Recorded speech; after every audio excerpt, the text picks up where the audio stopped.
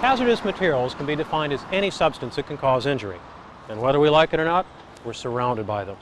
The gasoline that you put in your car, the chemicals that you use to clean your bathroom, even the lawn care products that you use, all can cause injury. When you add in the chemicals used for industry, the total quantity of hazardous materials in this county can be very large. As long as these chemicals remain in their containers, we hardly notice them.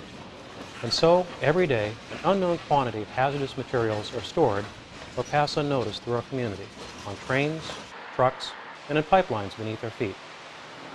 But what happens when these containers fail? In Whatcom County, we call the Specialized Emergency Response Program. This is a very unique joint venture for both fire departments, industry, and law enforcement. This provides for both funding and expert personnel from a wide variety of disciplines. To get an idea of how this system operates, let's look at a federal hazmat terrorist response exercise held at Birch Bay earlier this year. When the SERP team arrives, they're faced with a large number of victims covered with an unknown chemical. A special decontamination tent is set up to clean patients before they're moved from the scene. The goal is to provide care without spreading toxic chemicals to the rest of the community, particularly the hospital. While the hazmat entry team puts on their protective suits, the bomb robot is sent into the hot zone to gather information about victims and the source of contamination. Those victims who are able to walk are encouraged to go to the front of the decon tent and change out of their contaminated clothing. This group will be washed down before further treatment is started. These walking wounded patients are now ready to be taken to a safe location for medical treatment, triage, and eventual transport to the hospital. Meanwhile, the primary and backup entry teams prepare their communication and respiratory gear. Okay, what we understand we're dealing with is material called methyl isocyanate. No teams are allowed into the hot zone until a full briefing is complete. After a final check, the entry team is sealed into their suits. Once inside the hot zone, they begin to assess the scene and use their instruments to determine the chemicals that are present. This information is relayed to the incident commander.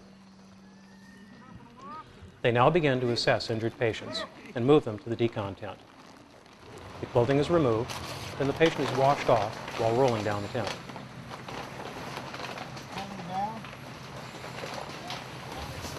Even the initial entry team has to be scrubbed off before leaving the hot zone.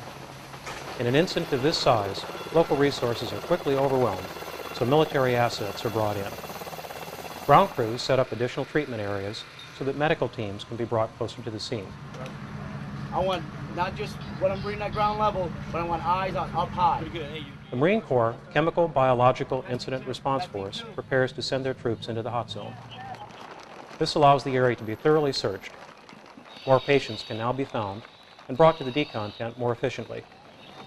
While it is helpful to practice emergency skills regularly, the greatest benefit of these exercises is the development of interagency cooperation at the operational level, command level, and leadership level.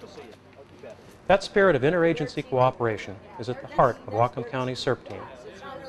Working relationships built in this group benefit everyone as they return to their regular duties in fire, industry, or law enforcement agencies. You never know when you're going to find yourself in the middle of a hazardous materials emergency. If that happens, rest assured, your Whatcom County SERP team stands ready to help you. Okay, we're all done now. Can somebody help me get out of here? Hello? Are my feet supposed to be burning? Hello?